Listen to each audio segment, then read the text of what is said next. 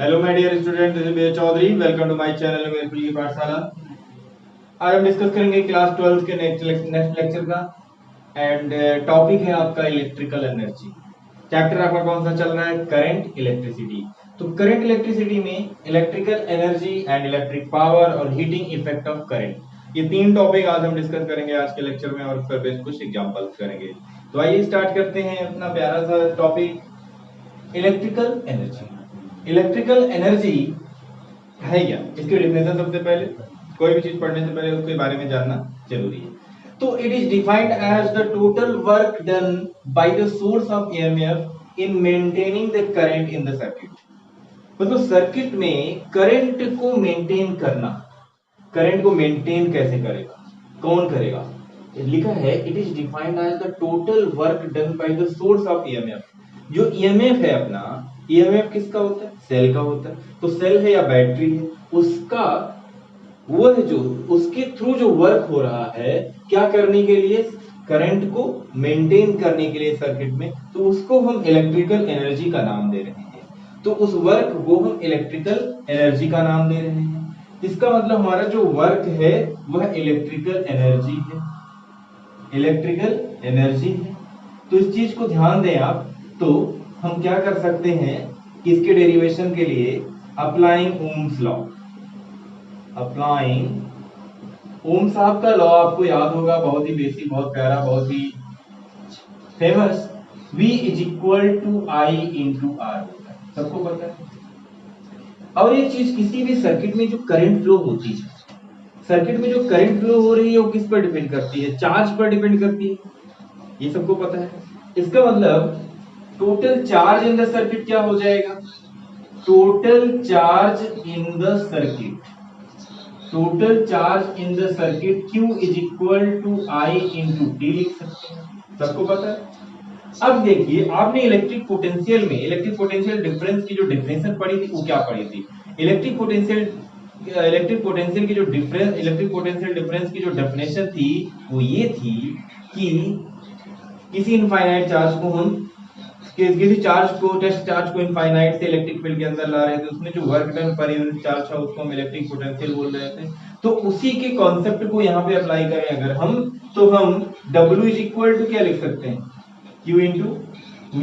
याद होगा V is equal to W by Q लिखा था, तो W is equal to Q into V से स्टार्ट कर सकते हैं. अब इस फार्मूले को कैसे कैसे चेंज किया जा सकता है ये देखें आप ध्यान से. सबसे पहले अगर आप बात करो, W is equal to Q को हम क्या लिख रहे हैं? I इंटू टी लिख रहे हैं. I इंटू टी लिख लिया. V को क्या लिख रहे हैं? V is equal to I into R लिख रहे हैं, ये लिख रहे हैं. तो W is equal to formula यहाँ पे आपको दिख रहा होगा. W is equal to implies that W is equal to I into I square R into T लिख रहे हैं. W क्या है? Electrical energy. इलेक्ट्रिकल एनर्जी का एक फार्मूला तो Q इंटू E हो गया, एक हो गया W is equal to I square RT हो गया. अब देखिए ओम साहब की लॉ के बिहाफ पर इसमें अलग अलग तरह से फार्मूले बनाए जा सकते हैं. कैसे कैसे फार्मूले बनेंगे ये आप अगर ध्यान से देखें तो यहाँ पर देखिए ओम साहब की लॉ के बिहाफ पर किस तरह से इसमें और फार्मूले बन सकते हैं. तो यहाँ अगर देखिए आई स्क्वायर RT, तो I इज इक्वल टू क्या लिख सकते हैं? V बाई R लिख सकते हैं. I की जगह अगर V बाई R लिखे तो ये formula W is equal to I की जगह क्या लिखना है? V by R. तो V square divide by R square हो जाएगा. I is equal to V by R, तो I स्क्वायर है तो I की जगह हमने I स्क्वायर की जगह V square by R square into R into T लिख रहे हैं. एक R से एक R कैंसिल हो जाएगा. तो implies that W is equal to क्या लिख सकते हैं? V square by R into T लिख सकते हैं. एक तो ये फार्मूला हो जाएगा. और क्या हो सकता है? आपने एक देखा Q इंटू V है, एक में R और I है, एक में V और R है.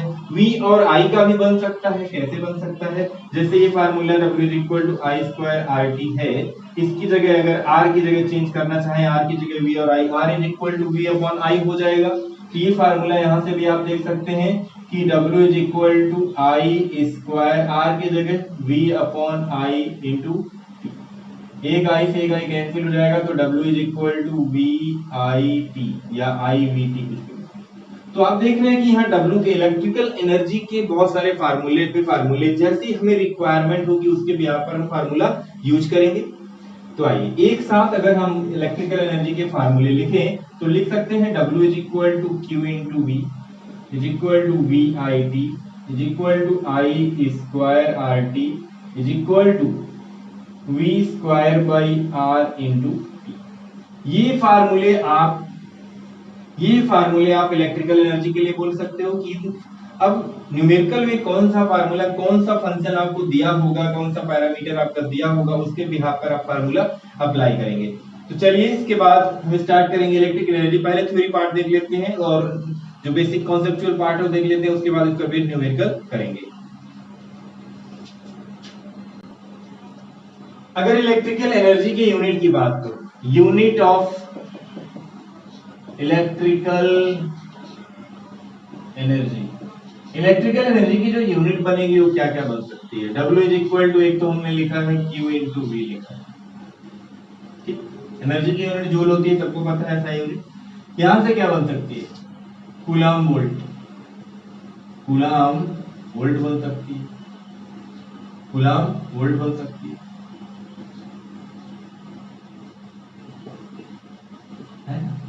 वैसे इलेक्ट्रिकल एनर्जी की जो एसआई यूनिट है, एसआई यूनिट वो क्या है, जूल। जूल क्या है, जूल। तो W is equal to W की सॉरी इलेक्ट्रिकल एनर्जी की यूनिट क्या, जूल। और क्या यूनिट हो सकती है, और भी इसकी यूनिट हो सकती है, क्या हो सकती है देख सकते हैं, कूलम इनटू वोल्ट हो सकती है। अब आई स्क्वायर आर टी के बिहाफ पर जितने फार्मूले हैं उस तरह से यूनिट इसकी बनाई जा सकती है, लेकिन हम यहाँ पर ज्यादा नहीं, बस इसके बेसिक चीजें ही जानेंगे। जैसे पावर के केस में जब देखेंगे, सबसे पहले पावर को समझिए। पावर, इलेक्ट्रिकल एनर्जी को इलेक्ट्रिक पावर के साथ पढ़ना ही सबसे अच्छा रहता है। तो देखिए इलेक्ट्रिक पावर क्या है, आपने क्लास 11th में एनर्जी और पावर सब पढ़ा होगा, तो उसी का कॉन्सेप्ट है, कुछ खास अलग नहीं है, बस थोड़ा सा ये आ गया, इलेक्ट्रिक की बातें आ रही है यहाँ पे, ठीक है ना, सर्किट की बातें आ रही है। तो देखिए यहाँ पे लिखा हुआ है कि rate of electrical energy supplied per unit time to maintain the flow of electrical current is called electric power. आपने पावर पढ़ा था क्लास 11th में, rate of doing work is called power. तो वर्क यहाँ पर किस फॉर्म में है, इलेक्ट्रिकल एनर्जी के फॉर्म में है। तो इलेक्ट्रिकल एनर्जी के फॉर्म में है, तो इसका मतलब यहाँ पर चीजें थोड़ी सी इलेक्ट्रिकल अगर एनर्जी के फॉर्म में है तो electrical energy supplied per unit time, time में कोई चेंज नहीं है, फार्मूले में देखो वही होती है, बस क्या होता है फंक्शन हमारे चेंज हो जाते हैं। तो यहाँ पर supplied per unit time to maintain the flow of electric current is called electric power. Simple सी बात, किससे डिनोट करते हैं, P से डिनोट करते हैं। तो क्या लिखा है, electrical energy per unit time, formula तो यही होगा, P is equal to W by T होगा।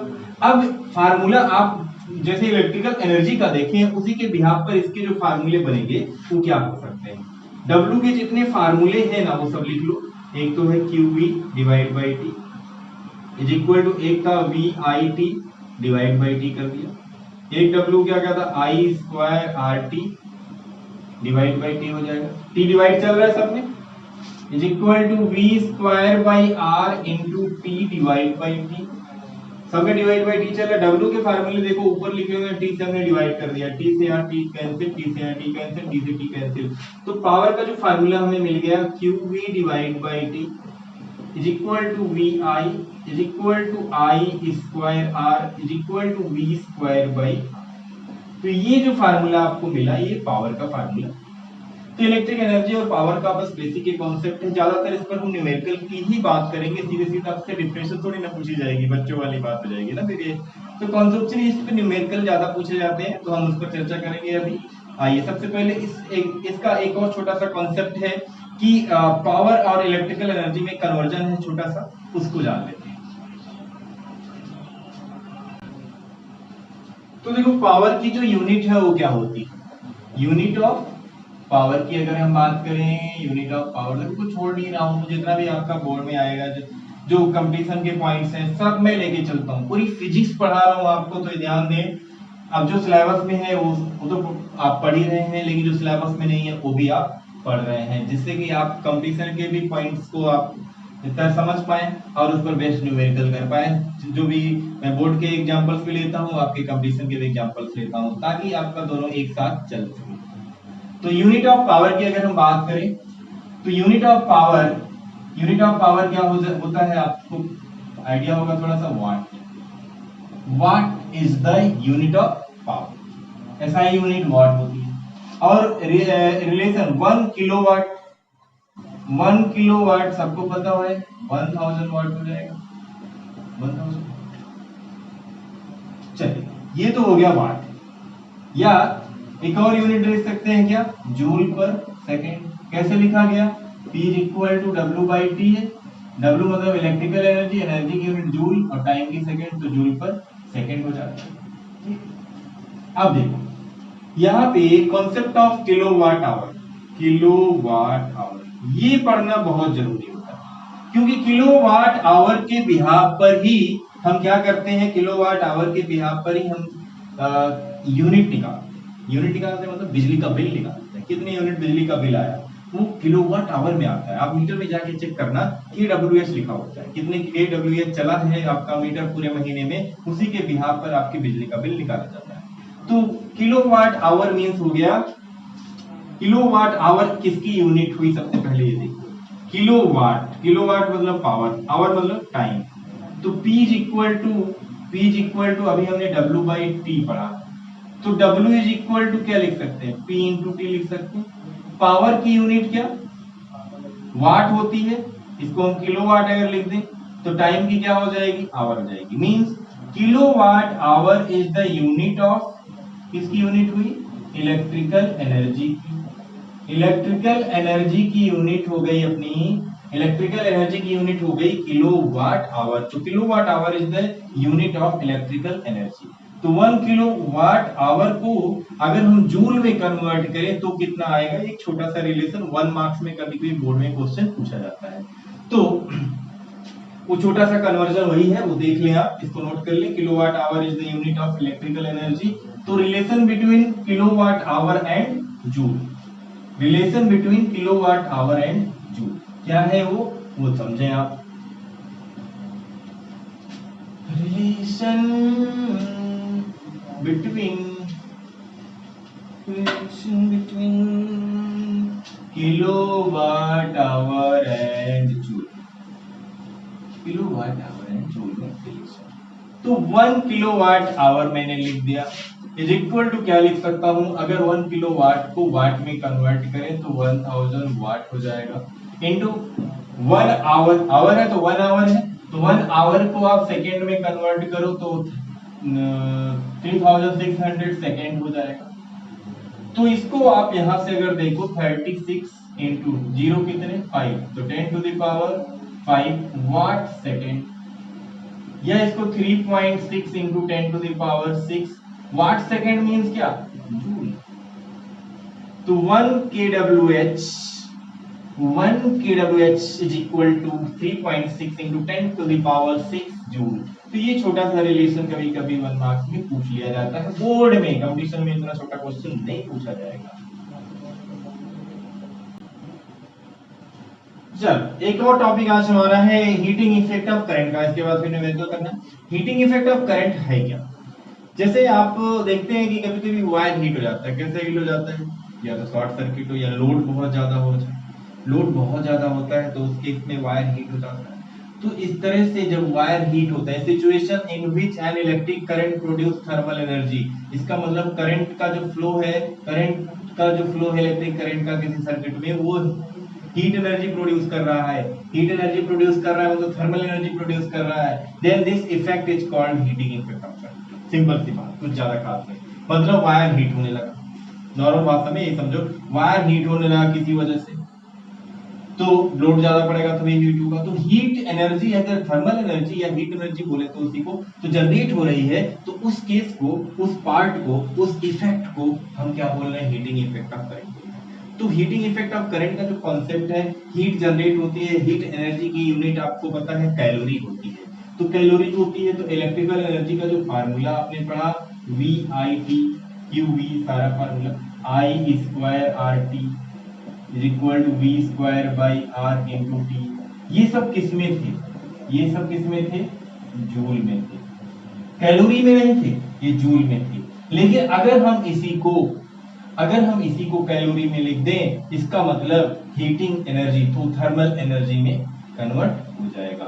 कैसे? देखिए, अगर W is equal to VIT divide by 4.2 is equal to I square RT divide by 4.2, क्यों कर रहे हैं अभी बता दो। V square by R into T divide by 4.2, 4.2 पहले लिखे, 4.2 R इंटू टी, ये सब किस में आ गया? कैलोरी में, कैलोरी में, ठीक। अच्छा, ये कैलोरी में हो गई, थर्मल एनर्जी हो गई। क्यों, कैसे हुई? अब आपको पता है कि 1 calorie is equal to 4.2 joule होता है। ध्यान से समझना, 1 कैलोरी 4.2 अगर जूल है तो 1 जूल क्या हो जाएगा? तो 1 जूल इज इक्वल टू क्या लिख सकते हैं? 1 डिवाइड बाई 4.2 कैलोरी हो जाएगा कि नहीं हो जाएगा? ये जाके इधर डिवाइड हो जाएगा। तो इस रिलेशन के बिहाफ पर हमने इस फार्मूले को लिख दिया, and this formula and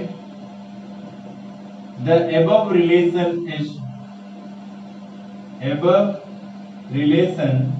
is known as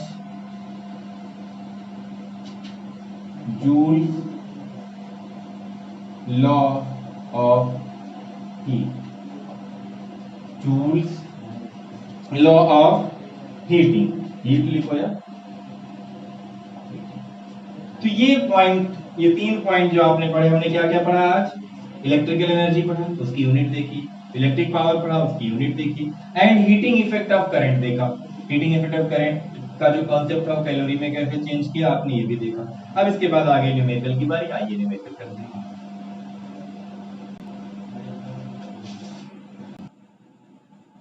तो देखिए, पहला ही क्वेश्चन हमने लिया है। पहले क्वेश्चन में आपको क्या क्या चीजें करनी है, पावर के ऊपर है। तो इन the circuit phone in the following figure find power supplied by, बोल सकते हैं power supplied by 10 volt battery, क्योंकि पावर की जो सप्लाई है यही कर रहा है 10 वोल्ट। ये सेल, ये बैटरी बोल सकते हो, ये बैटरी ही पावर की सप्लाई कर रही है। पावर कंज्यूम कौन कर रहा है? ये 4 volt. Power consumed of 4 volt battery भी यहाँ लिखा जा सकता था। अगर कहीं लिखा है power supplied and power consume, तो पावर सप्लाई कौन करेगा? जिसका पोटेंशियल ज्यादा होगा। पावर कंज्यूम कौन करेगा? जिसका पोटेंशियल कम होगा। तो यहाँ पर पोटेंशियल 10 वोल्ट ज्यादा है, यही पावर सप्लाई देगा। तो करंट का जो डायरेक्शन है देखो डाउनवर्ड में मैंने बनाया, ठीक है। आइए सबसे पहले जान लेते हैं नेट ईएमएफ कितना है, टोटल ईएमएफ कितना है। अब देख रहे हो कि एक कंडीशन मैंने आपको बताई थी, लास्ट वीडियो आप जाके देखना, तो उसमें बताई थी अगर एक ईएमएफ है आपका E1 और एक E2, दोनों का सेम अगर मैच कर रहा है, तो नेट ईएमएफ फाइंड करने के लिए, नेट ईएमएफ सबसे पहले अगर फाइंड करो, solution, net EMF is equal to हम क्या लिख सकते हैं? E1 minus E2। E1 minus E2 क्यों लिख सकते हैं? एक पावर कंज्यूम कर रहा है, एक सप्लाई कर रहा है, कंज्यूम कर रहा है। अच्छा, तो E1 minus E2 means 10 minus 4, तो E इज इक्वल टू कितना आ गया? 6 वोल्ट हमारा नेट ईएमएफ इस सर्किट का है। सबसे पहला काम तो हमने कर लिया। टोटल रेजिस्टेंस कितना है सर्किट का? टोटल रेजिस्टेंस की अगर बात करो तो total resistance is equal to, total resistance केवल कैपिटल आर ही है, कितना है? 3 ओम है। नेट करंट या टोटल करंट कितनी सर्किट में फ्लो कर रही है? I इज इक्वल टू क्या लिख सकते हैं? I इज इक्वल टू आपने पढ़ा था net EMF divide by total resistance, total resistance. तो I इज इक्वल टू सीधा सा लिख सकते हैं ना, 6 divide by 3 means 2 ampere. 2 ampere की करंट, तो I is equal to 2 AMP, 2 ampere दिख रहा है? यस। तो 2 एम्पियर की करंट इस सर्किट में फ्लो हो रही है। आइए अब एक एक करके सॉल्यूशन बनाते हैं। Power of 10 volt battery, P is equal to किसका निकालना है? P इज इक्वल टू हम क्या लिख सकते हैं? W into P is equal to VI, formula है 10 वोल्ट। V कितना? 10 वोल्ट। I कितना? तो कितना आ गया? 220 वाट। सिंपल सा। पहले दूसरे में आ जाओ, पावर ऑफ 4 वोल्ट, ये 10 के लिए था, 4 के लिए है, तो इसमें भी वी आई रहेगा। वी कितना है इसके लिए 4 इंटू करंट तो सेम रहेगी, तो 8 वाट। तीसरा पॉइंट इसमें फाइंड करने के लिए कहा था पावर डिसिपिएट इन 3 ओम रेजिस्टेंस। तो कितना पावर इस सर्किट में डिसिपिएट हो रहा है उसकी बात करें अगर, तो P इक्वल टू क्या लिख सकते हैं आई स्क्वायर आर। क्यों लिख रहे हैं भाई आप आई स्क्वायर आर क्यों लिख रहे हैं? आई पूरे सर्किट में करंट हमें पता है और पूरे सर्किट का रेजिस्टेंस उसकी वजह से ही बताना है, तो I square, I means 2 of square, R कितना 3, तो 2 2 जा 4 इंटू 3, तो पावर कितना हो जाएगा 12 वाट। तो ये तरीका था एक आसान सा क्वेश्चन सॉल्व करने का। आइए दूसरे क्वेश्चन की बात करते हैं। चलिए क्वेश्चन और ले रहे हैं हम। दूसरा क्वेश्चन इसमें पूछा गया है find the heat developed across each resistor in 2 second. देखिए हीट डेवलप फाइंड किया गया है, अगर हम पहले इलेक्ट्रिकल एनर्जी W फाइंड कर लें, उसको 4.2 से डिवाइड कर दो तो हीट एनर्जी आ जाएगी। सिंपल सी कहानी है, ठीक है। तो सबसे पहला काम करते हैं हम इस सर्किट को थोड़ा रीड करते हैं, इस सर्किट की कहानी क्या है। देख 20 वोल्ट का सेल लगा होता है, 20 वोल्ट की बैटरी मान लो रखी है। अब यहां से इलेक्ट्रिक करंट की सप्लाई, अब करंट इन दोनों के लिए अलग अलग होगा क्योंकि ये पैरेलल होगा। बाकी 3 के लिए और 5 के लिए करंट सेम होगा क्योंकि ये सीरीज में, ठीक। तो ये करंट इसके लिए सेम होगा, इसके लिए वोल्टेज सेम हो जाएगा, ठीक है। तो वोल्टेज सेम हो जाएगा, तो इस सर्किट को हम रीड्रॉ अगर करें थोड़ा सा, अगर आप देखो तो कैसे कर सकते हैं। हम ये देख रहे हैं इस क्वेश्चन में कि 6 ohm and 3 ohm are in parallel.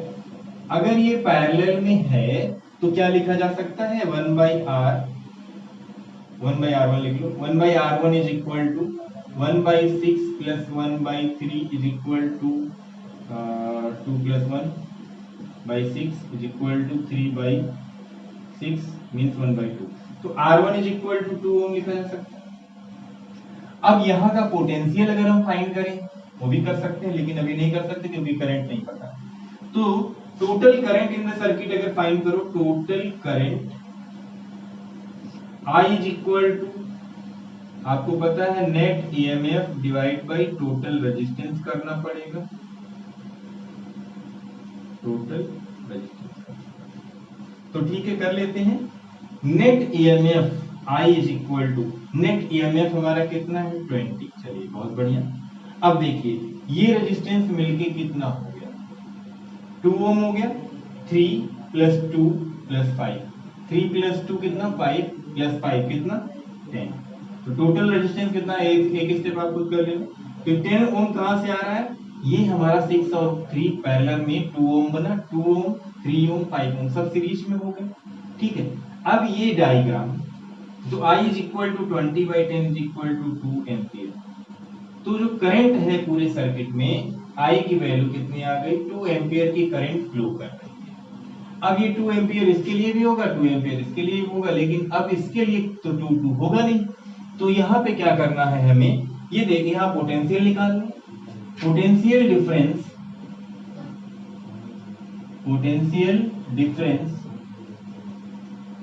For 6 ohm and 3 ohm resistor. तो V is equal to I into R1 लिखेंगे। R1 क्यों, क्योंकि इसी का पोटेंशियल डिफरेंस हम निकाल रहे हैं, इसी का पोटेंशियल डिफरेंस निकाल रहे हैं। तो V is equal to I into R1, 2 into 2 कितना हो गया 4 वोल्ट। तो तरीका समझो क्या करना होता है, क्यों ऐसा कर रहे हैं, क्योंकि यहाँ पर पोटेंशियल सेम है। तो W इज इक्वल टू जो इलेक्ट्रिकल एनर्जी का फार्मूला लगाएंगे वो सेम पोटेंशियल पे लगाएंगे, और यहाँ करंट सेम है तो करंट पे लगाएंगे। ये बात है, अलग अलग करंट निकालें उसके बाद फिर अप्लाई करें तो कितना लेंदी हो जाएगा। अब V is equal to IR1 आ चुका है, करंट आ चुकी है। अब देखिए सबसे पहले इसके लिए अगर इलेक्ट्रिकल एनर्जी निकालो तो electrical energy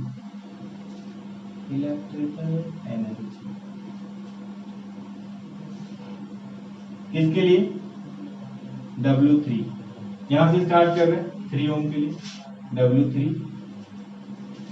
is equal to, W is equal to formula I square R into, simple सा फार्मूला है I स्क्वायर R। I का फार्मूला है क्यों, आई के साथ आर भी आना चाहिए, आई भी है, इसका आर भी है, और टाइम कितना 2 सेकेंड। तो यहाँ पे वैल्यू कितनी आ जाएगी, आई मीन्स 2 और 2 का स्क्वायर कितना 4 इंटू आर कितना है 3 इंटू 2 24 जूल। जूल में आएगा अभी। अच्छा W6 पे आ जाओ। अगर W6 ओम निकालें तो यहाँ पर आई स्क्वायर आर टी नहीं अप्लाई करेंगे क्योंकि इसमें करंट हमें नहीं पता, इसका पोटेंशियल सेम है, पोटेंशियल हमने निकाला है, पोटेंशियल कितना है 4 वोल्ट है, तो फार्मूला थोड़ा चेंज कर दें, v square by R into T कर दें। समझ में आ रहा है कहानी, तो v square by R into T, v square v इसका कितना है 4 वोल्ट, तो 4 का स्क्वायर 16 डिवाइड बाई आर कितना है 6 है इंटू टी कितना है 2, तो 2 3 जो मींस 16 बाई 3 जूल। ऐसे ही W3 अगर निकालेंगे आप तो W3 इक्वल टू भी v square by R into T लिखना पड़ेगा, क्यों, क्योंकि इसका भी पोटेंशियल ही सेम है। अच्छा, इसके बाद v square mean 16 divide by R कितना 3 इंटू 2 कितना हो गया 32 बाई 3 जूल। अच्छा 5 बचा, 5 के लिए क्या करेंगे, चलिए 5 के लिए यहाँ कर लेते हैं, W5 is equal to current same है तो formula I square R into T. यही समस्या होती कौन सा फार्मूला कब अप्लाई करें, तो चीजें आपको छोटे टेक्निकली समझनी होंगी, बस आसान हो जाता है। तो आई स्क्वायर आर टी, आई कितना है 2 का स्क्वायर 4, आर कितना 5, टाइम कितना 40। अब देखिए हीट पूछा था, हीट हीट का नाम ले लिया तो सभी को क्या करना है आपको 4.2 से डिवाइड कर दो, आपका आंसर है। तो ये तरीका होगा आपके क्वेश्चन को सॉल्व करने का। तो इस पर फिर जितने भी न्यूमेरिकल मिले आप करते रहिए, आप पढ़ते रहिए। Wish you all the very best.